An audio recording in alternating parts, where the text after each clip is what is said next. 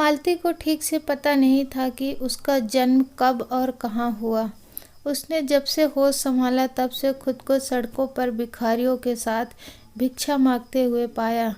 जब जहाँ जो मिला खा लिया और सड़क के किनारे सो गई, जैसे बाकी भिक्षुक करते हैं। जब तक वह छोटी थी तब तक तो उसे आसानी से भिक्षा मिल जाती थी। अब उसकी आयु लगभग 17-18 वर्ष हो चली थी। यौवन का वसंत तो सब पर आता है, उस पर भी आया। अब वरिष्ठ उसे भिक्षा देने से कतराते थे तो नौजवान उसके शरीर के नाप तौल में लग जाते थे, जो उसे नागवार गुजरता था।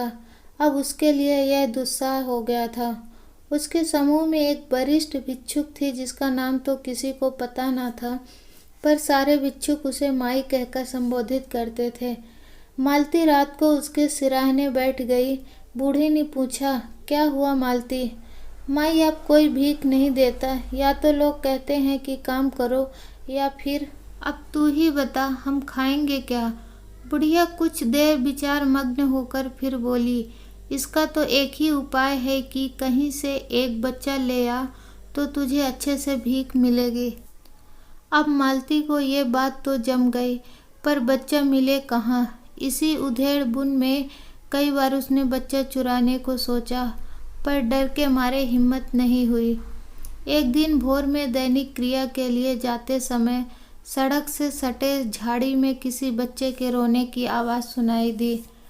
मालती कौतुक बस वहां तक पहुंच गई। वहां देखा कि अभी अभी जन्मी बच्ची किसी ने वहां फेंक दी है। अक्सर जब प्रेम का भूत उतर जाता है तो उसकी निशानियां सड़कों के किनारे मिलती है। पता नहीं कितना कलेजा लाती होंगी वह माँ कि किसी नन्ही जान को 9 महीने अपने खून से सींचने के बाद उसे इस तरह फेंक दे। या फिर ऐसा समाज जो आज भी बेटे की ख्वाहिश रखता है और बेटी तज होती है, उसके लिए पाप की यह अनंत पराकाष्ठा भी कम है। वह स्त्री जो ससुराल में जला दी जाती है, उसे केवल एक बार जलना पड़ता है, किंतु जिस माँ से उसके बच्चे को छीन लिया जाता है वो दिन दिन जलती है। खैर, वजह जो भी रहा हो, मालती के तो खुशी का ठिकाना ना रहा। उसे उठाया और सीने से लगा लिया।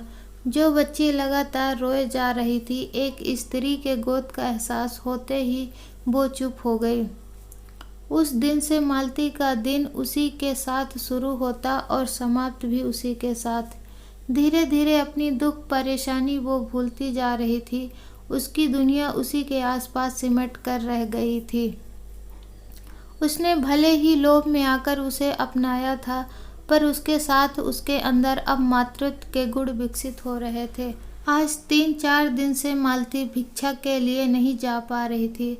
उसकी बेटी को बुखार आ रहा था। 2 बार सरकारी अस्पताल से दवा ला चुकी थी, पर उन नीले पीले दवाओं का कोई असर नहीं हो रहा था। बेटी लगातार रोए जा रही थी और उसका कलेजा फटा जा रहा था। उस पर वह भूखी भी थी। दूध का एक बूंद सुबह से उसके पेट में नहीं गई थी। मालती पास ही दुकानदार के यहाँ बेटी को लेकर पहुंची और याचना करते हुए बोली, बाबूजी, सुबह से मेरी बेटी भूखी है, मुझे दूध दे दो। दुकानदार ने छिड़क दिया। इधर बेटी बुखार से तप रही थी, ऊपर से भूख से लगातार रोए जा रही थी। बड़ा ही विचित्र है यह समाज, जो ईश्वर संपूर्ण दृष्टि का भरण पोषण करता है। उस ईश्वर के मंदिर में बाल्टी के बाल्टी दूध उड़ेल देगा, पर एक भूखी बालिका को देने के लिए आज उसके पास एक छटाक दूध नहीं है। धिक्कार है ऐसे समाज को, धिक्कार है ऐसी सभ्यता को। पर जब मालती से बर्दाश्त ना हुआ तो वो पुनः दुकानदार से याचना करने लगी, बाबूजी, मैं आपके आगे हाथ जोड़ती हूँ, कहो तो कोई काम कर दूँ, पर थोड़ा सा दूध दे दो। दुकानदार के बार बार मना करने पर भी जब मालती न हटी तो वो बिगड़ कर बोला, तू जाती है कि जबरदस्ती हटाऊं? मालती फिर गिड़गिड़ा कर बोली, बाबूजी, थोड़ा सा दे दो, नहीं तो मेरी बेटी मर जाएगी। मर जाएगी तो मैं क्या करूं?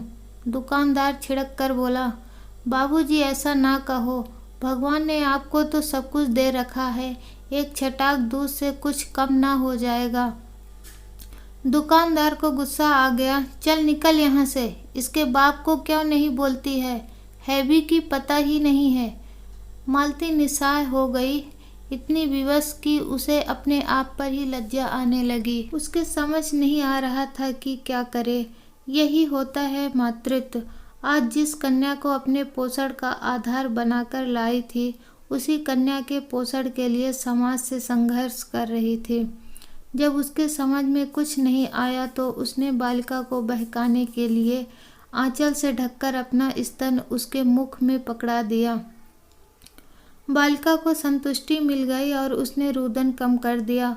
मातृत्व के लिए कोई आवश्यक नहीं है कि जन्म ही दिया जाए, ये सानिध्य में भी उर्वरित हो जाती है।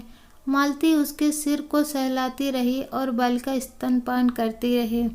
कहते हैं कि ईश्वर सबको भोजन देता है और वो सब कुछ देखता है और किसी का भी अपने पर विश्वास डिगने नहीं देता। मालती को अपने स्तन कुछ गीले प्रतीत हुए। उसने हाथ लगाकर देखा तो दूध की धार निकल रही है। उसके आंखों से आंसू छलक कर गिरने लगे।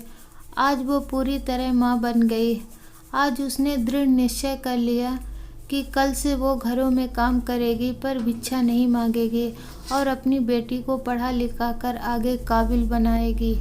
दोस्तों, माँ की ममता को जागृत करते हुए ये कहानी आपको अच्छी लगी होगी। चैनल में नए हैं तो प्लीज़ सब्सक्राइब कर दीजिए और कहानी अच्छी लगी हो तो वीडियो को लाइक कर दीजिए। अब मिलेंगे नई कहानी नई वीडियो के साथ, तब तक के लिए जय हिंद।